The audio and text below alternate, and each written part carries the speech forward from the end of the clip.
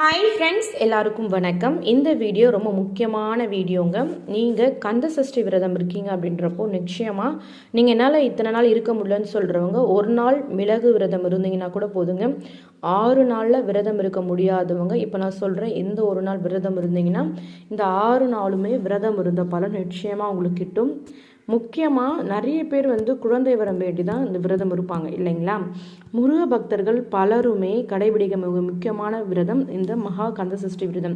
குழந்தை வரம் வேண்டுபவங்க மகா கந்தசஷ்டி விரதம் துவங்கி ஒவ்வொரு மாதத்திலும் வரும் சஷ்டியும் கிருத்திகை இதனாலுமே வழிபடுவாங்க. ஆனால் இது ரொம்ப முக்கியமான விசேஷமானது இல்லையா. சஷ்டி விரதத்தில் மிகவும் கடுமையானது விரதம் அப்படின்றப்ப மிளகு விரதம் தான். நிச்சயமாக இது இருந்தால் குழந்தை பேர் கிடைக்குன்றது எல்லாருக்கும் தெரிஞ்சிருக்கும். விரைவாக பலன் தரக்கூடியதாக கருதப்படும் இந்த விரதம் ரொம்ப சிறப்பானது. சரி, இந்த விரதம் பற்றின ஒரு சில விஷயங்கள் உங்களுக்கு அறிவியல் பூர்வமாகவும் ஆன்மீக ரீதியாகவும் உங்களுக்கு நான் சொல்கிறேங்க.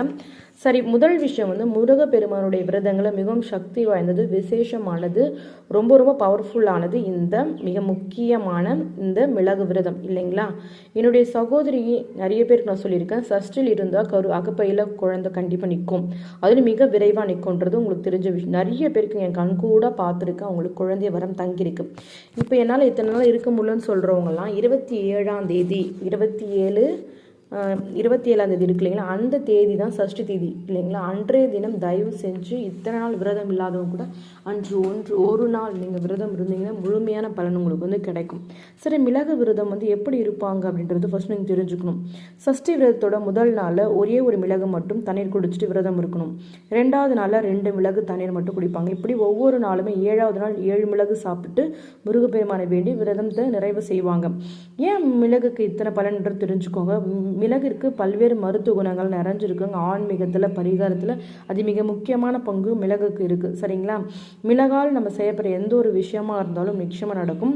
மிளகு சாதாரணமாக சாப்பிட்டால அது காரத்தன்மையால் வயிற்றில் எரிச்சல் உணர்வு ஏற்படும். அதுவே சாப்பிடாம இருந்தோன்றப்ப வெறும் வயிற்றில் சாப்பிட்டா எப்படி இருக்கும், கொஞ்சம் கஷ்டமாக தான் இருக்கும் இல்லைங்க. ஆனால் மிளகை என்ன சொல்கிறாங்கன்னா, முருகப்பெருமான் சிவபெருமானோட நெற்றிலிருந்து தோன்றி நெருப்பில் உதிர்த்து வந்தவர் அப்படின்றத சொல்கிறாங்க. அதனால் மிளகு ரொம்ப ரொம்ப பவர்ஃபுல்லானது.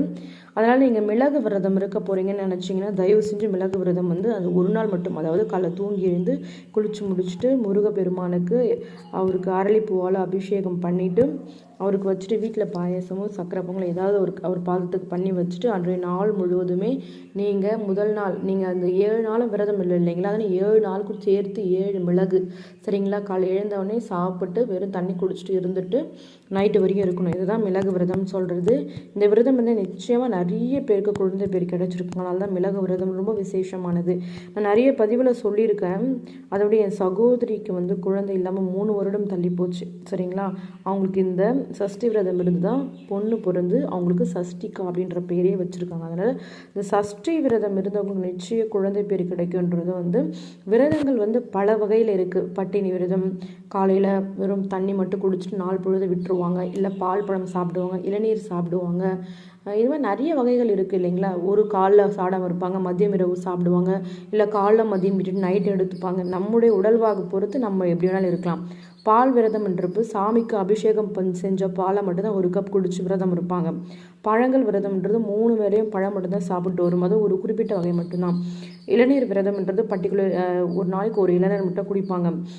ரொம்ப கடுமையான விரதம் மிளகு விரதம் இல்லைங்களா.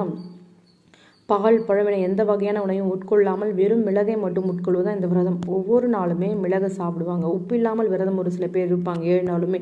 அதனால் அவங்க அப்படி இருக்காங்க, இவங்க இப்படி இருக்காங்க இல்லாமல் உங்கள் உடம்பு கண்டிஷன் எப்படி இருக்குது, நான் எந்த மாதிரி விரதம் இருந்தால் எனக்கு நற்பலன்கள் கிடைக்கும்னு நினச்சி உங்களுக்கு தகுந்த விரதம் தான் நீங்கள் இருக்கணும் சரிங்களா. அப்படி உள்ள அந்த 27ஆம் தேதி நீங்கள் தயவு செஞ்சு முருகப்பெருமானை முழு மனசாக நினச்சிக்கிட்டு ஓம் சரவண பவ அப்படின்னு எழுதிட்டு நீங்கள் உங்களுடைய இத்தனை வருஷம் நீங்கள் குழந்தை தள்ளி போடுறதால என்ன மாதிரி கஷ்டங்கள்லாம் பட்டீங்களோ அது எதுவாக இருந்தாலும் ஒரு பேப்பரில் எழுதி அவருடைய பாதத்தில் வச்சுருங்க. நிச்சயமாக அது அவர்கிட்ட போயிடுச்சு. ஏன்னா நம்ம மனசில் இருக்க பாரத்தெல்லாம் ஒரு பேனால் ஒரு பேப்பரில் எழுதும் பொழுது நான் மனசு கொஞ்சம் பாரம் குறைய ஆரம்பிக்கும். அதுவும் பூஜையில் அமர்ந்து எழுதும் போது, அந்த விரதத்தில் அமர்ந்து நீங்கள் எழுதும்போது நீங்கள் எப்படிப்பட்ட விஷயம் எழுதினாலும் அது நிச்சயம் கிடைக்கும். அது வெறும் பணத்துக்கு நகைக்கு அதாவது வெறும் குழந்தைக்கு மட்டுமே சொல்ல முடியாது, நிறைய விஷயத்துக்காக வேண்டியும் நீங்கள் இருக்கலாம், தவறே கிடையாது. இந்த அந்த 27ஆவது நாளில் தவறாமல் உங்கள் மனசில் இருக்க பாரத்தை நிச்சயமாக முருகப்பெருமான்கிட்ட சமர்ப்பிங்க. அதுவும் நீங்கள் எழுதிட்டு ஒரு சின்ன ஒரு சின்ன ஒரு விஷயம் பண்ணணும். உங்கள் கையால் யாருக்காச்சும் சாப்பிட்றதுக்கு ஏதாவது ஒரு பொருள், பிஸ்கெட் பாக்கெட்டோ இல்லை சாப்பாடோ சுண்டலோ ஏதோ கோவிலுக்கு வரவங்களுக்கு போகிறவங்களுக்குள்ள சாப்பிட முடியாதவங்களுக்கும் அன்றைய தினம் கொடுத்தீங்கன்னா ரொம்ப ரொம்ப ரொம்ப ரொம்ப நல்லதுங்க. 27ஆம் தேதி விழா இந்த மாதிரி விரதம் இருந்தீங்கன்றப்போ முழுமையான நற்பலன்கள் உங்களுக்கு கிடைக்கும். இத்தனை நாள் விரதம் நீங்கள் ஒரு வேளை விட்டுட்டீங்கன்னா கூட இந்த நாளை தவற விடாதீங்க. தயவு செஞ்சு இந்த பதிவு பார்க்குற யாராக இருந்தாலும் குழந்தை பேர் ஏதாவது ஒரு விதத்தில் எனக்கு கிடைச்சிடாத, நான் ப்ரெக்னென்ட் ஆகிட மாட்டான்றதுக்காக தான் இந்த மாதிரி பதிவுகள்லாம் பார்த்துட்ருப்பீங்க. நிச்சயமாக கவலைப்படவே படாதீங்க. இந்த மாதிரி சஷ்டியில் இந்த டைம் நீங்கள் வரது இருக்கீங்க, அடுத்த சஷ்டி வரதுக்குள்ள உங்கள் கண்டிப்பாக நீங்கள் ப்ரெக்னெண்ட்டாக இருப்பீங்க. நீங்கள் மறக்கவே மறக்காதீங்க. ரொம்ப ஸ்ட்ராங்காக தைரியமாக போல்டாக இருங்க. எல்லாமே உங்களுக்கு நல்லதாக நடக்கும். நீங்கள் ரொம்ப ரொம்ப நல்லவங்க.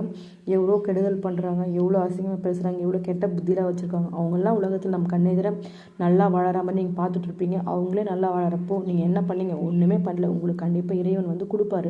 கொஞ்சம் காலதாமதப்படுத்துறாரு, அவள் தான். அதுக்காக மனம் உடையிறதோ அவரை வருத்திக்கிறதோ அவரை திட்டுறதோ இல்லாமல் நீங்கள் இருக்காமல் நான் உன்னை நினச்சிட்டேன், உன்னை பிடிச்சிட்டேன், நீ தான் எனக்கு எல்லாமே, கண்டிப்பாக நீ எனக்கு எல்லாத்தையும் ஒரு நாள் செஞ்சு கொடுப்ப, அவ்வளோதான்.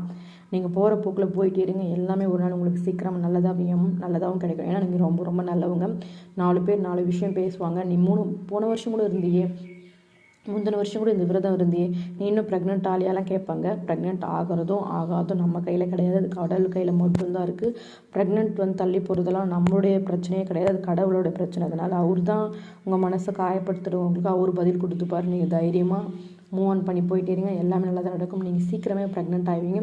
நீங்கள் சீக்கிரமே எனக்கு சீக்கிரமாக ஒரு குட் நியூஸ் சொல்ல போகிறீங்க. நான் ப்ரெக்னென்ட் ஆகிட்டேன்னு சொல்லிட்டு நான் அதை காதார கேட்க போகிறேன், மெசேஜில் பார்க்க போகிறேன்.